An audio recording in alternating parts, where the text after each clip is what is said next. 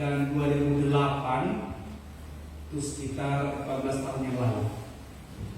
Ada satu iklan di televisi yang sangat terkenal ketika itu. Iklan ini mengiklankan satu produk, tapi saya tidak sebut produknya.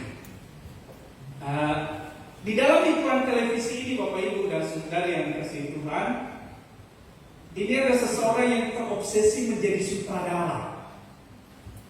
Jadi ketika ada dua orang remaja, pemuda dan pemudi sedang bercakap-cakap, mereka sedang menyampaikan sesuatu, lalu seseorang yang berperan sebagai sutradara ini tiba-tiba mengatakan, "Cut! Mana ekspresinya?" Lalu yang dipotong pembicaranya berkata, "Siapa sih lu?"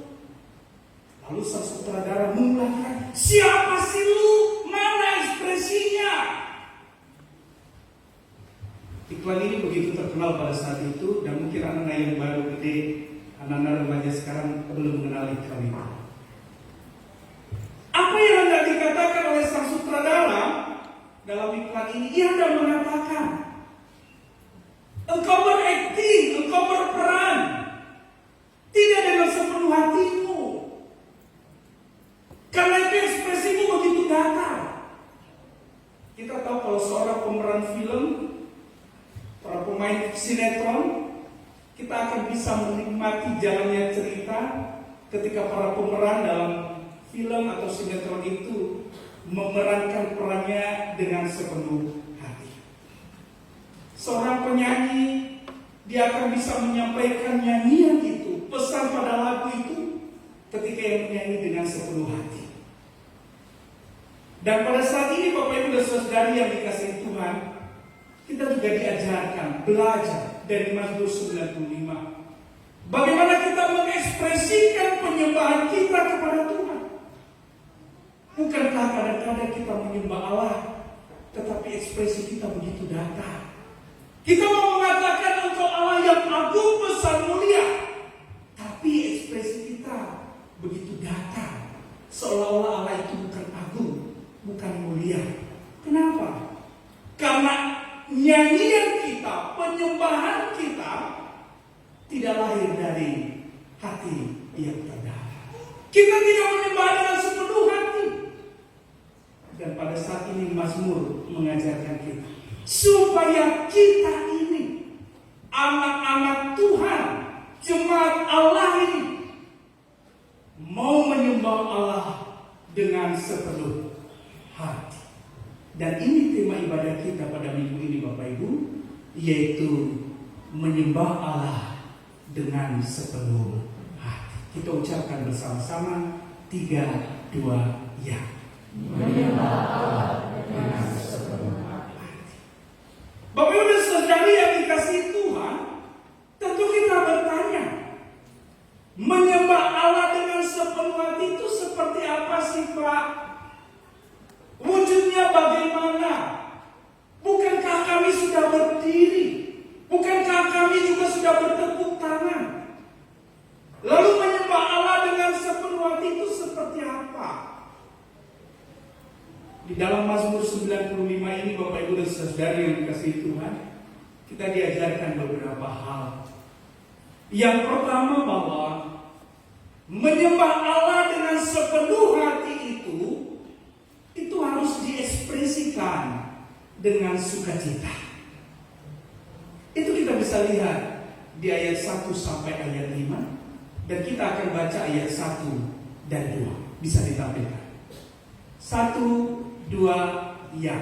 Marilah kita bersorak-sorai untuk Tuhan, bersorak-sorak bagi membantu keselamatan kita. Bagi biarlah kita menghadap wajahnya dengan nyanyian syukur, bersorak-sorak baginya dengan nyanyian. Kata marilah kita bersorak-sorai itu adalah ekspresi bersukacita. Dan kalau kita lihat di dalam kitab Mazmur secara keseluruhan, kita melihat bagaimana seorang pemazmur Daud mengekspresikan penyembahannya kepada Allah itu begitu luar Ia mau menari. Ia mau memakai berbagai alat musik. Memuji Tuhan dengan gambus dan kecapi, dengan rebana dan lain sebagainya. Lalu ia mengajak umat, mari kita bernyanyi bersorak-sorak. Dia bisa melakukan bersorak-sorak. Apakah begini saja? Atau memang benar-benar mengekspresikan diri? Hanya di gereja kita kan tidak biasa orang bernyanyi dengan ekspresi yang begitu lepas. Orang mau ekspresi takut. Oh nanti kalau Allahku maha dosa, kalau diekspresikan dengan luar biasa nanti takut. Kiri kanan akan lebay banget nih, gitu. Kita kenapa? Ya karena kita terpenjara dalam pandangan orang. Jangan-jangan nanti dibilang lebay, gitu ya. Kami memuji kebesaran-Mu. Tapi orang bilang, kami memuji kebesaran-Mu. Tidak ada ekspresi sama sekali. Dan sutradara akan berkata, Kak, mana ekspresi, mana penyembahanmu yang penuh dengan hati. Sang sutradara kehidupan akan melihat kita dan berkata, mana penyembahanmu? Mana penyembahanmu yang dengan penuh hati itu? Mana ekspresimu?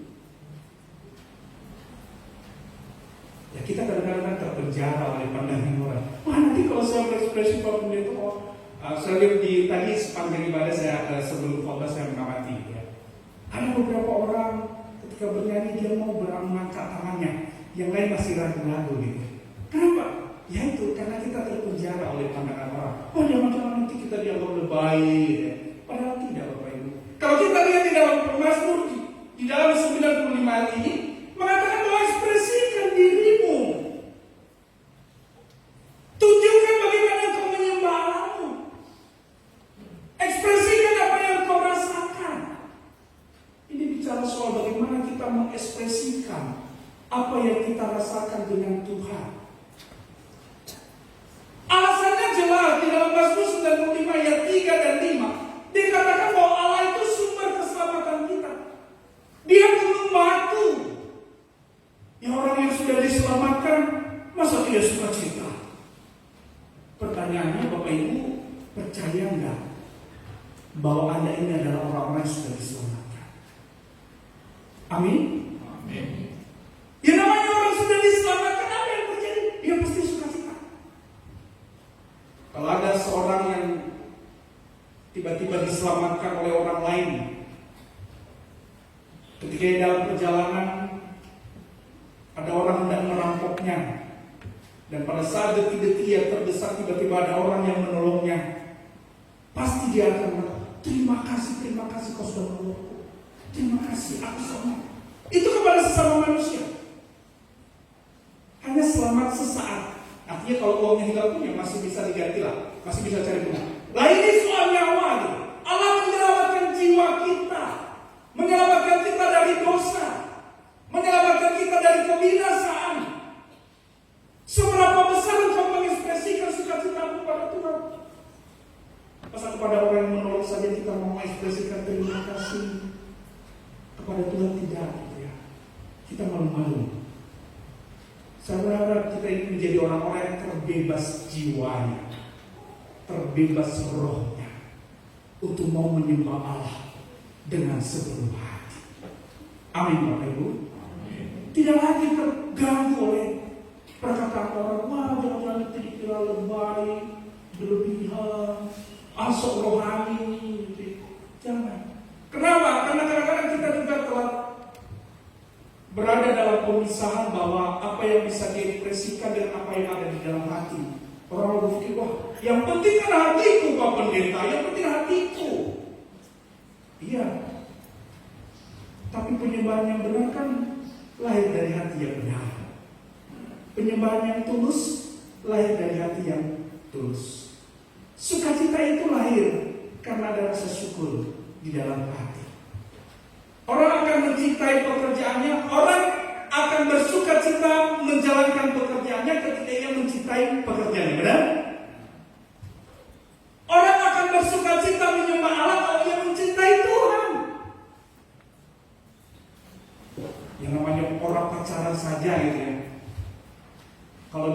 sudah benar-benar jatuh cinta pada pacarnya, mau orang lain bilang apa, dia akan tetap memuji dan mengatakan dia orang hebat, cantik, ganteng. Mau bilang orang lain enggak, dia tetap cantik, tetap ganteng, dia tetap terhebat, terbaik. Kenapa? Dia sepenuh hati mencintai. Kalau kita sepenuh hati mencintai Allah, sepenuh hati mencintai Tuhan juga, maka kita akan memujinya dengan luar biasa, menyembahnya dengan sepenuh hati. Beberapa hari ini, kalau saya tidak tahu remaja-remaja di tempat atau Bapak Ibu sudah melihat video klip, entah itu di TikTok atau di Reels, itu remaja-remaja India itu yang mengekspresikan sukacitanya seperti orang kesurupan gitu ya, karena mereka sedang menyaksikan penyanyi idolanya bernyanyi di atas panggung dan mereka benar-benar mengekspresikan bagaimana sukacitanya mereka melihat sang idola bernyanyi. Ketika saya di Jogja beberapa tahun yang lalu, di mall-mall itu sering sekali didatangi artis. Dan ketika mereka bernyanyi, remaja-remaja, tak jarang juga orang tua, mereka berjingkrak-jingkrak, melompat-lompat, ikut bernyanyi bersama sang idola. Mereka mengekspresikan diri betapa mereka kagum dan cinta kepada sang idola. Itu hanya manusia, Bapak Ibu, tapi mereka begitu luar biasa mengekspresikan diri karena sepenuh hati mengidolakan sang idola tersebut. Kita, sang idola kita adalah Allah sendiri, Allah sang sumber keselamatan. Betapa kagum kita akan karya keselamatan. Kalau kita mengenal bagaimana Tuhan Yesus datang ke dunia, yang mau menyerahkan hidupnya untuk keselamatan kita, bukankah itu hal yang mengagumkan? Hanya hal yang membuat kita menjadi kagum luar biasa dan mau menyembahnya dengan sepenuh hati. Ia sudah mau mengorbankan dirinya sepenuh hatinya juga. Kita harusnya juga mau menyembahnya dengan sukacita.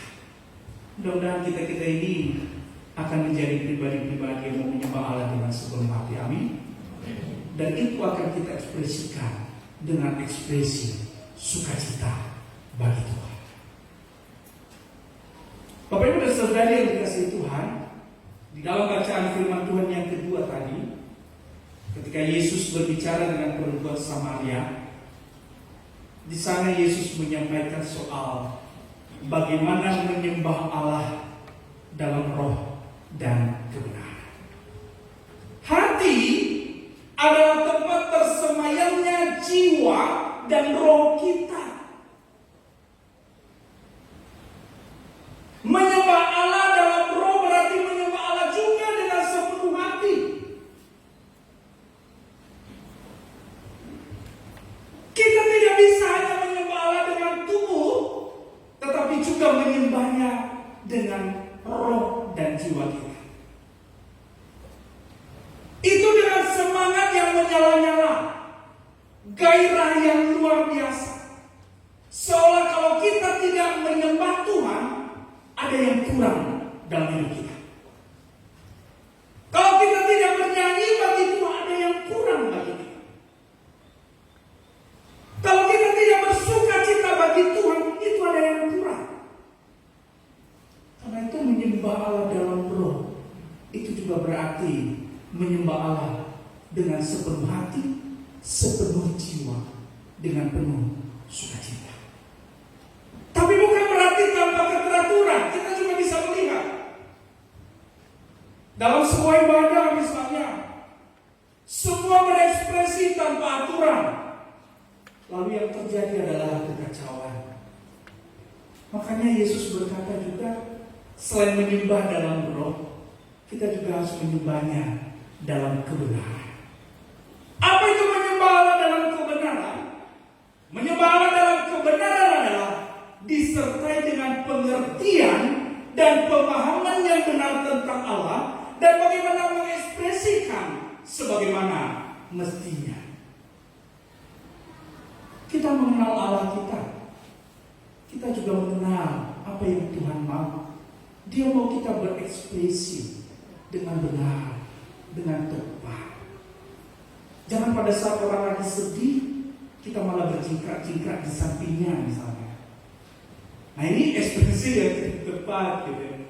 Nah ini masuk dalam kategori ini tidak tepat. Tapi Tuhan mengatakan menyembah Allah dalam roh dan kebenaran, dan itu lahir dari penyembahan yang sepenuh hati. Dan itu nanti akan melahirkan yang namanya sukacita. Yang kedua, menyembah Allah dengan sepenuh hati. Kita bisa lihat di dalam ayat 6 dan 7 bahwa itu juga harus disertai atau diekspresikan dengan sikap penuh kerendahan hati. Selain bersukacita, penyembahan kepada Allah yang benar dengan sepenuh hati itu harus diekspresikan dengan segala kerendahan hati. Itu kita bisa baca di dalam ayat 6. Bisa ditampilkan, kita baca bersama-sama. 3, 2, ya. Masuklah, marilah kita sujud menyembah, berlutut di hadapan Tuhan yang menjadikan kita. Ini harafiah sekali ketika orang Israel bicara ini. Harafiah. Ketika mereka berkata, marilah sujud menyembah dan berlutut, itu mereka berlutut. Sampai sekarang orang Yahudi yang berlutut, menelungkupkan tubuh, sikap menyembah. Kita mengambil maknanya. Kita tidak terbiasa berlutut di dalam ibadah bersama seperti ini. Kita juga tidak terbiasa untuk menelungkupkan tubuh, menunjukkan sikap menyembah. Tetapi kita bisa melihat maknanya, bahwa apa yang akan disampaikan pada ayat ini sesungguhnya adalah pada sikap hati kita yang mau datang kepada Tuhan, menyembah Allah dengan sikap penuh kerendahan hati.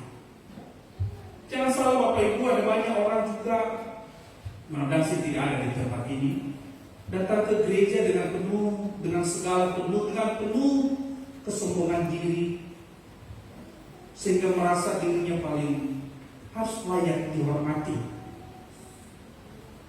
Ada orang-orang datang ke gereja dengan memakai jubah jabatannya. Dia mau datang dan ingin dihormati sesuai jabatan duniawinya.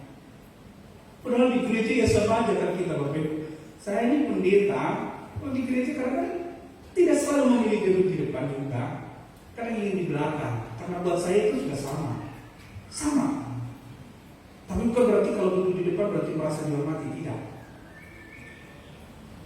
Ada orang-orang yang memang senang datang ke gereja, lalu dengan menunjukkan atribut-atributnya, atribut-atribut kebesarannya. Dia datang di hadapan Tuhan dengan membawa kebesaran dirinya. Padahal Bapak Ibu, kalau kita lihat di dalam Mazmur 95 ini ayat 6 dan 7 itu dikatakan bahwa kita ini bukan siapa-siapa loh. Kita ini cuma domba. Domba itu yang dituntun. Gembala kita adalah Allah. Ketika kita datang menyembah Allah, kita memposisikan diri sebagai domba. Domba itu tidak boleh melawan kepada tuannya, tidak boleh melawan kepada gembalanya. Ia harus taat dan tunduk. Gembalanya ini maksudnya bukan berarti pendeta sebagai gembala ya, bukan berarti nanti gak boleh mengatakan wah tidak boleh berkata tidak pada pendeta, bukan. Gembala di sini Tuhan sendiri. Tuhan sang gembala kita. Ketika kita datang menyembah Tuhan, kita tahu bahwa kita ini sama posisinya dengan saksi jabatan duniawi. Tidak ada lagi di dalam gereja. Tidak ada lagi bupati, tidak ada wali kota, tidak ada kepala dinas di gereja. Semua sama. Jabatan kita sama-sama domba. Tidak ada kepala domba, tidak ada sekretaris domba, tidak ada. Semua jabatan kita di hadapan Tuhan, Tuhan adalah domba. Siapa? Domba. Itu. Sebagai domba kita diminta untuk tunduk dan taat kepada Sang Gembala Agung, mengikuti apa yang dikatakannya. Karena itu ketika kita datang menyembah Tuhan, itu harus disertai dengan sikap rendah hati. Melepaskan semua atribut-atribut kebesaran kita, melepaskan semua sikap-sikap kesombongan kita, keangkuhan kita. Kita benar-benar mau datang menyembah Allah dengan sepenuh hati. Mudah-mudahan kita ini orang-orang yang mau menyembah Allah dengan sikap rendah hati. Amin Bapak Ibu. Yang ketiga, terakhir, menyembah Allah dengan sepenuh hati ini juga harus ditindaklanjuti dengan pembaharuan diri, pembaharuan budi, pembaharuan karakter, pembaharuan diri sepenuhnya. Dan ini yang disampaikan di dalam ayat 7b sampai ayatnya yang ke-11. Pembaharuan apa yang harus kita lakukan ketika kita mau menjadi penyembah Allah yang menyembah dengan sepenuh hati? Yaitu yang berkata, jangan keraskan hatimu. Bisa ditampilkan ayat 7b.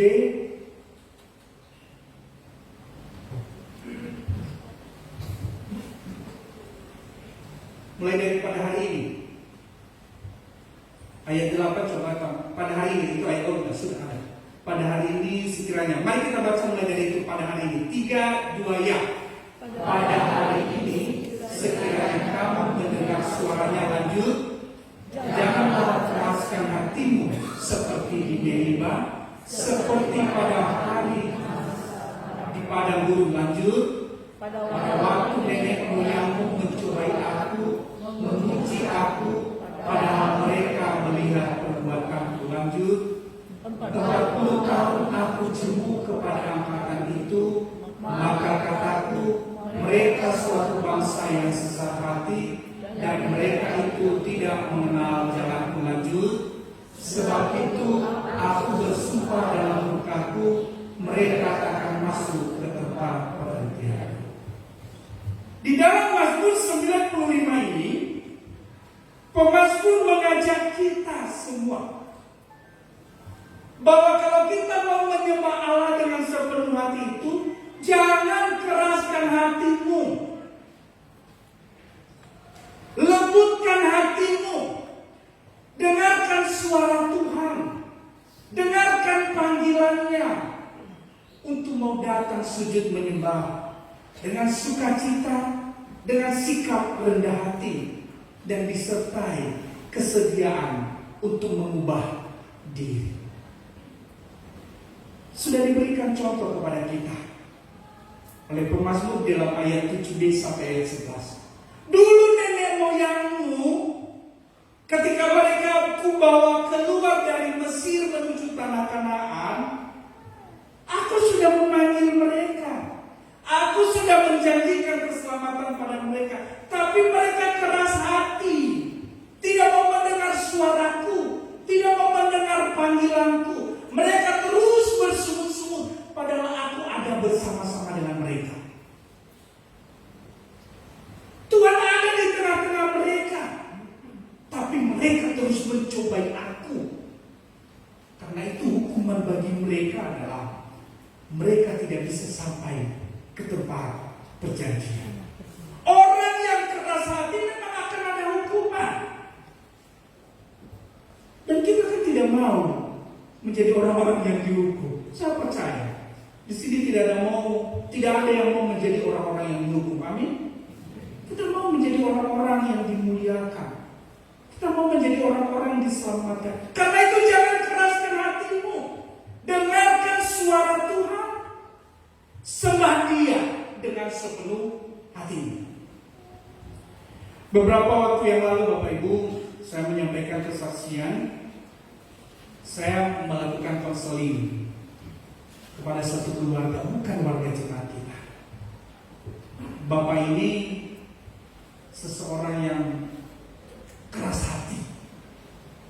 Jangankan mau ke gereja, istrinya mengajak dia berdoa saja di rumah pun, tahu jawabnya? Sudah banyak doamu yang kau sampaikan kepada Tuhan. Jadi kita masih begini-begini adanya. Malas aku berdoa. Tidak mau berdoa. Jangankan diminta bernyanyi di gereja seperti yang kita lakukan, diminta bernyanyi di rumah pun dia tidak mau. Istrinya mengeluh karena anak-anaknya mulai ikut-ikutan cara bapaknya. Anak-anaknya waktu masih kecil mau diajak berdoa, mau diajak bernyanyi. Setelah agak besar mereka memberontak juga pada mamanya. Berkata, ya papa aja begitu. Anak-anaknya jadi malas berdoa juga, malas datang ke gereja. Ibunya jadi menderita sendiri.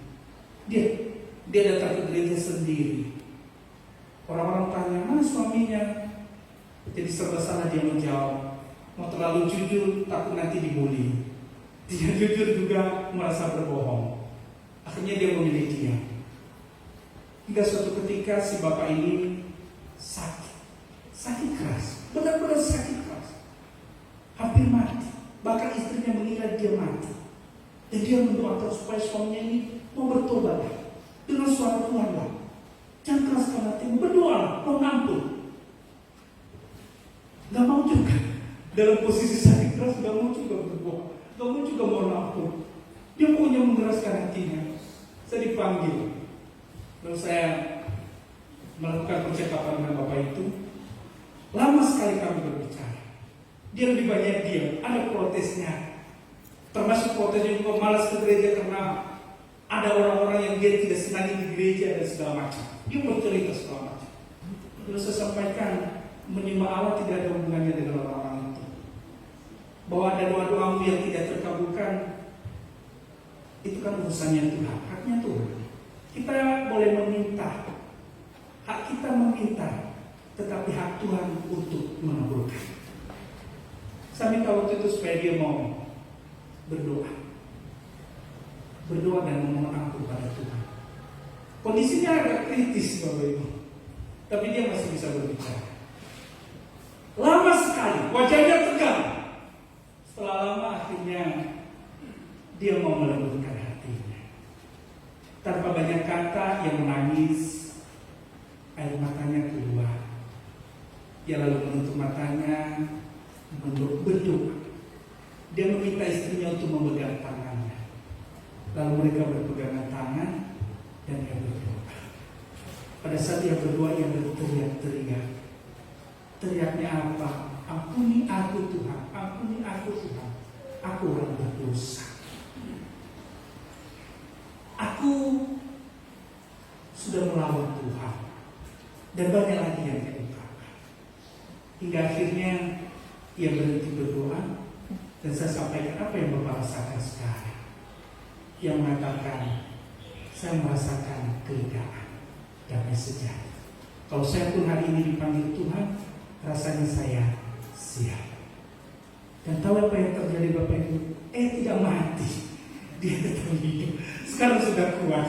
Dan saya tanya istrinya berapa waktu kemudian kami bertemu lagi, sudah mulai berdoa. Walaupun masih belum datang ke gereja, tapi sudah berdoa keluarga. Dia sudah mau bergandengan tangan. Dan saya saksikan sendiri di dalam konseling itu, saya minta ayo mari kita berdoa, bernyanyi, saling pegangan tangan, mereka bergandengan tangan, lalu mereka berdoa. Sampai saya berpesan, ambil waktu tidak datang ke gereja, memuji memuliakan Tuhan bersama dengan umat. Karena itu juga yang Tuhan kehendaki, kita ini mau bersekutu bersama orang-orang beriman.